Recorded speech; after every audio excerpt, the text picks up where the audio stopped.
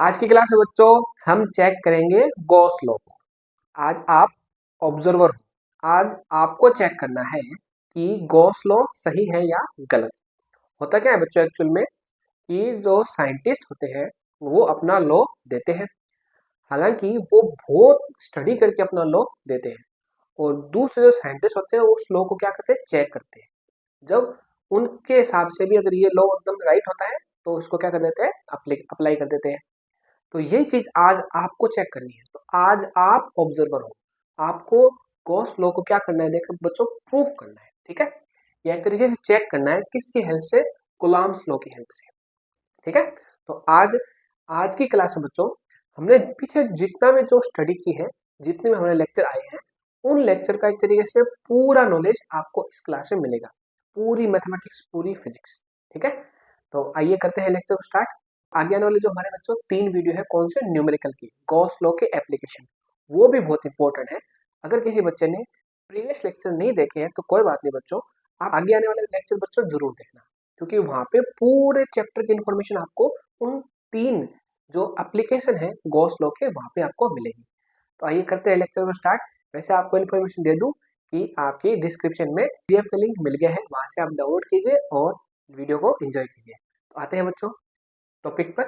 Topic हमारा क्या है, proof of Gauss law using Coulomb's law. ठीक है, तो बच्चों सबसे पहले हम स्ट्रेटेजी बनाते हैं। क्या है स्ट्रेटेजी हमारी, हम एक स्फीयर कंसीडर कर रहे हैं बच्चों जिसकी रेडियस कितनी है, आर है। ठीक है, अब देखो इस स्फीयर पर सेंटर में हमने क्या ले लिया, इस स्फीयर के सेंटर में हमने बच्चों एक पॉजिटिव चार्ज ले लिया है। ठीक है, पॉजिटिव चार्ज कंसीडर कर लिया है। ठीक है, जिसकी वैल्यू कितनी है, क्यू है। ओके, अब देखो, अब हमें क्या करना है, हमें इस स्फीयर के जो एक तरीके सरफेस है उस पर हमें एक क्या करना है, सरफेस एलिमेंट डीएस कंसीडर करना है। तो हमने यहाँ पे एक तरीके से, ये देखो ये है ना, ये सरफेस एलिमेंट डीएस कंसीडर कर लिया। तो बच्चों ये लेंथ कितनी है आपकी, ये लेंथ आई आपकी आर और ये लेंथ क्या है, आर है। ठीक है, और अगर मैं जो आपका एक तरीके से सरफेस, जो एक तरीके आप इसको एरिया वेक्टर बोल सकते हो। ठीक है, सरफेस एलिमेंट डीएस को आप एरिया वेक्टर बोल सकते हो, इस छोटे से एरिया का। तो इसका जो बच्चों अगर आप बात करें, जो इसका एक तरीके से जो इसकी डायरेक्शन है वो क्या होगी, वो इस सरफेस के क्या होगी, नॉर्मल डायरेक्शन होगी, परपेंडिकुलर होगी। और इसकी वैल्यू क्या होती है, इसकी वैल्यू होगी बच्चों डी एस। ठीक है, और इस डायरेक्शन में एन कैप कंसिडर कर रहा हूँ। ठीक है, एन कैप और आर कैप भी कंसिडर कर सकते हो। तो एक्चुअल में आपका जो डी एस वेक्टर है उसकी वैल्यू कितनी है, उसका मैग्नीट्यूड तो डी एस हो गया। ठीक है, इस पूरे एरिया का मैग्नीट्यूड डी एस, और एन कैप इसकी डायरेक्शन को शो कर रहे हैं। ठीक है, और अगर पॉजिटिव चार्ज की बात करें तो इस सरफेस पर जो ये पॉजिटिव चार्ज है बच्चों, इसी डायरेक्शन में इलेक्ट्रिक फील्ड अप्लाई कर रहा है। तो दोनों की डायरेक्शन क्या होगी बच्चों, सेम हो गई। जब दोनों डायरेक्शन सेम है तो दोनों के बीच का एंगल कितना होगा बच्चों, दोनों के बीच का एंगल होगा 0 डिग्री। ठीक है, इतनी बात हो गई। और यहाँ पे क्या, ये स्नैक नहीं है बच्चों, ये पूरे सरफेस का क्या एक तरीके से एरिया जो हमने एस कंसिडर किया है। ठीक है, अब आते हैं, देखो आपने टॉपिक में वापस, हमें सबसे पहले क्या करना है, देखो हम करते क्या है बच्चों, हम फिजिक्स में जब एक तरीके से एक फिक्स स्ट्रेटेजी है। ठीक है, हम छोटी सी वैल्यू लेते हैं, उसकी वैल्यू निकालते हैं, फिर इंटीग्रेशन से पूरी वैल्यू हम निकाल लेते हैं। जैसे अगर आपको मैं बात बताऊं तो देखो हो क्या रहेगा, हम क्या करेंगे, हम ये करेंगे, हमने ये एलिमेंट ले लिया, इस एलिमेंट पर जो एक तरीके से आपका एलिमेंट है, सरफेस एलिमेंट, इससे कितना फ्लक्स पास हो रहा है उसकी वैल्यू निकालेंगे। फिर इंटीग्रेशन से पूरे सरफेस पर, सरफेस से जितना फ्लक्स पास हो रहा है उसकी वैल्यू निकाल लो। इतनी सी स्ट्रेटेजी, सिर्फ इतनी सी, इस एलिमेंट से कितना फ्लक्स पास हो रहा है उसकी वैल्यू निकाल लो, फिर इंटीग्रेशन से पूरे सरफेस से जो इलेक्ट्रिक फ्लक्स पास हो रहा है उसकी वैल्यू निकालो। इतनी सी स्ट्रेटेजी। तो अगर हम बात करें इतने से एलिमेंट से जो अगर आपका इलेक्ट्रिक फील्ड पास, एक तरीके से इलेक्ट्रिक फील्ड लग रहा है, वो कितना है, इतने से एलिमेंट पर ई वेक्टर है और E dot d s vector. तो इतने से एलिमेंट से बच्चों जो फ्लक्स पास हो रहा है वो कितना है, छोटा एलिमेंट है, जो आपका सरफेस एलिमेंट छोटा है, तो आप क्या लिखोगे, d phi E is equal to E vector dot d s vector. ठीक है, अब बच्चों अगर बात करें जो ई है, ई की वैल्यू क्या होती है, एक तरीके से हम क्या कर रहे हैं, हम ये कर रहे हैं, इसको पॉइंट चार्ज कंसिडर कर रहे हैं। पॉइंट चार्ज से आर डिस्टेंस पर एक आपने एक तरीके से पॉइंट ले लिया। ठीक है, या सरफेस लिया, तो इस सरफेस पर जो इलेक्ट्रिक फील्ड आएगा उसकी वैल्यू क्या होगी, उसकी वैल्यू क्या होगी बच्चों, उसकी वैल्यू होगी के क्यू अपॉन आर। ठीक है, k Q upon, sorry, r square. और यहाँ पे अगर वेक्टर लगा रहे हो यहाँ पे क्या लगाओगे आप, आर कैप लगाओगे। ठीक है, तो इस पॉइंट चार्ज की वजह से इस सरफेस में जो इलेक्ट्रिक फील्ड अप्लाई हो रहा है उसकी वैल्यू क्या होगी, k Q upon are square are के। तो ये हमने बच्चों यहाँ पे वैल्यू पुट की है और हमें पता है के की वैल्यू कितनी होती है। के की वैल्यू तो हमें पता है बच्चों कितनी होती है, बताओ।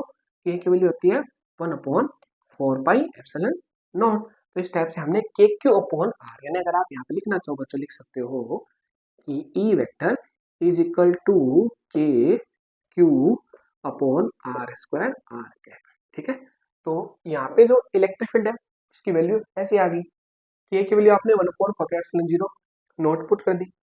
और आगे बात करें जो आपका देखो बच्चों यहाँ पे क्या आया था, यहाँ पे आया था डीएस वेक्टर। तो डीएस वेक्टर की वैल्यू कैसे आएगी, y d d s n के, तो हमने यहाँ पे वैल्यू पुट कर दी। अब एक बात करते हैं आगे, देखो डीएस भी क्या है, स्केलर क्वांटिटी है। ठीक है, ये भी स्केलर ये भी स्केलर, इनको सबको साइड में कर दिया। अब देखो हमने क्या किया, आप ऐसे बिना करे भी कर सकते हो, कोई प्रॉब्लम नहीं है। एन केप और आर केप को आपने दोनों यूनिट वेक्टर है और दोनों की डायरेक्शन सेम है, तो आपने एन केप की जगह आर केप वैल्यू ले ली, तो कोई प्रॉब्लम नहीं, आप एन केप भी ले सकते हो। ठीक है, अब एक बात बताओ, अगर हम क्या करें, यहाँ पे जो आर केप है और एक टाइप से हमने एन केप को चेंज करके आर केप लिख दिया, तो वो भी मान लो आर केप ही है, तो उन दोनों का अगर हम डॉट प्रोडक्ट कराएं बच्चों, तो यूनिट वेक्टर का मैग्नीट्यूड 1 होता है। ठीक है, फिर सेकंड यूनिट वेक्टर है उसका मैग्नीट्यूड 1 होगा और दोनों की डायरेक्शन सेम है, तो कॉस 0 आ गया। तो ओवरऑल इसकी वैल्यू 1, इसकी वैल्यू 1 और इसकी वैल्यू 1, तो ओवरऑल वैल्यू कितनी आ गई, 1 आ गई पूरी वैल्यू, यानी इसका जो इक्वेशन डॉट प्रोडक्ट क्या आया, 1 आ गया। तो अब हमारे पास जो वैल्यू बची है वो कितनी बच गई, इतनी सी बच गई, ये वाली वैल्यू हमारे पास बच गई, D phi E is equal to 1/4 pi epsilon naught और Q D S upon are square, ये वैल्यू आ गई। ठीक है, ये वैल्यू फ्लक्स की है, कौन से सरफेस से, इस स्मॉल जो आपका सरफेस एलिमेंट है इससे जितना फ्लक्स पास हो रहा है बच्चों, ठीक है, जितना फ्लक्स लीव कर रहा है, जितना फ्लक्स एग्जिट कर रहा है, उसकी वैल्यू आपने निकाल ली। अब हमें क्या करना है, हम हमें पूरे सरफेस के लिए निकालनी है, तो हम क्या करेंगे, देखो total electric flux through the spherical surface. अब टोटल इलेक्ट्रिक फ्लक्स निकालना है तो अब क्या करोगे, आपने यूज किया यहाँ पे इंटीग्रेशन लगा दिया। ठीक है, यानी अब आपने क्या किया, यहाँ पे इंटीग्रेशन लगा दिया, यहाँ पे इंटीग्रेशन लगा दिया। आपने स्फीयर ले रखा था बच्चों, क्लोज आपका सरफेस है, क्लोज सरफेस है, इसलिए इंटीग्रेशन में इस टाइप से हम ये राउंड भी कर देते हैं। ठीक है, ये किसको शो होता है, क्लोज सरफेस को। स्मॉल एलिमेंट से जो फ्लक्स पास हो रहा था वो छोटा था, तो उसे कैसे डिनोट करोगे, डी फाई ई से। अब पूरा अगर फ्लक्स निकल रहा है तो उसको क्या बोलोगे, फाई ई से डिनोट करोगे। ठीक है, अब देखो यहाँ पे देखो बच्चों को क्या रहा है कि 1/4 पाई एप्सिलॉन नॉट है, क्यू है, आर स्क्वायर ये फिक्स वैल्यू है। ठीक है, पूरे सरफेस पे इसकी वैल्यू क्या होगी, फिक्स होगी, तो इसको हमने क्या किया, इंटीग्रेशन से बाहर ले लिया।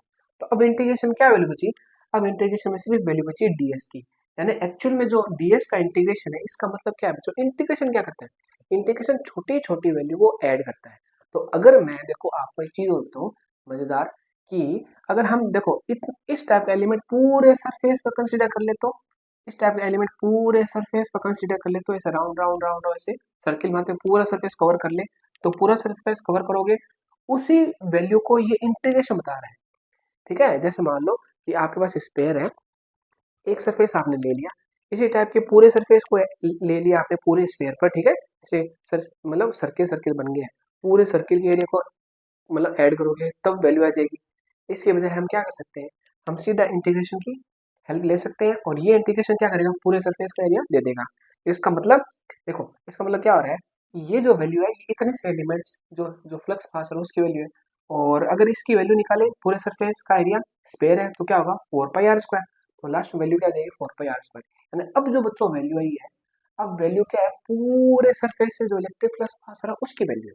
ठीक है, इतनी सी वैल्यू क्या बताती है, इतनी सी वैल्यू बताती है इसमें से जो इलेक्ट्रिक फ्लक्स पास हो रहा है उसकी वैल्यू, और आपने पूरे सरफेस का जो एरिया उससे मल्टीप्लाई कर दिया, तो पूरे सरफेस क्या आ जाएगी। ठीक है, लेकिन देखो यहाँ पे वैल्यू कुछ कट रही है, देखो ये गया कैंसिल, ये गया 4, ये गया पाई, ये गया पाई, ये गया आर स्क्वायर, ये गया आर स्क्वायर, तो आपके पास लास्ट वैल्यू क्या आई बच्चों, आपके पास लास्ट वैल्यू आई phi E Q upon epsilon naught, ये वैल्यू आपके पास लास्ट वैल्यू आ गई। इसका मतलब हम देखो हमने स्टार्ट कहाँ से किया था, हमने स्टार्ट किया था कुलाम्स लॉ से। अब जरूर नहीं, देखो कुलाम्स लॉ, देखो एक तरीके से कुलाम्स लॉ कुलाम फोर्स से रिलेटेड। ठीक है, लेकिन एक बात अगर मैं आपको बताऊं बच्चों, कि जो आपका इलेक्ट्रिक जो आपका फील्ड है इलेक्ट्रिक फील्ड की वैल्यू तो फोर्स से तो आती है। जैसे देखो, अगर आप इलेक्ट्रिक फील्ड की बात करो तो इलेक्ट्रिक फील्ड में क्या होता है, एफ अपॉन क्यू नॉट होता है। तो यहाँ पे एफ की वैल्यू हम कूलम्ब्स लॉ से लिखते हैं, तो फिर वैल्यू क्या आती है, ई की वैल्यू आती है। तो एक्चुअल में अगर आप बात कर रहे हो तो यहाँ पे इसके अंदर कूलम्ब्स लॉ छुपा हुआ है ई के टर्म्स में, ठीक है, क्योंकि ई भी किस पर डिपेंड करता है, फोर्स पर डिपेंड करता है, और फोर्स की वैल्यू कैसे आती है, कूलम्ब्स लॉ से आती है। तो यहाँ पे ई कूलम्ब्स लॉ रिप्रेजेंट कर रहा है। और यहाँ से चलते चलते देखो हम ऐसे ऐसे सस्ते से पहुंचते पहुंचते पहुंचते इसको करते कवर करते करते ये वैल्यू आ गई। यही तो बोला था बोला गॉस सर ने कि आप क्या करो, आप एक पॉजिटिव चार्ज ले लो, ठीक है, पॉजिटिव चार्ज ले लिया, उसको कवर कर दो, ठीक है, सिमेट्रिकल सरफेस से। सिमेट्रिकल सरफेस कौन सी लिया आपने, स्पेयर ले लिया। तो इस पूरे स्पेस से जितना फ्लक्स पास होगा उसकी वैल्यू क्या आएगी, जो टोटल आपका एक तरीके से चार्ज है उसका एड अपॉन में आपने इस जो सरफेस है इसको कौन से मीडियम में लिया है। सरफेस का अंदर का मीडियम नहीं कर रहे बच्चों, ये बहुत इंपॉर्टेंट बात है, सरफेस का बाहर के एरिया की बात कर रहे हैं, जो मीडियम है उसका बात। यानी आपने एयर ले रखा था कि आगे ऑप्शन नोट आ गया, यानी इतनी कहने मतलब इतनी बड़ी प्रोसेस करने के बाद ये रिजल्ट आ रहा है। तो इसका मतलब गॉस सर ने हमें एक तरीके से रामबाण दे दिया है।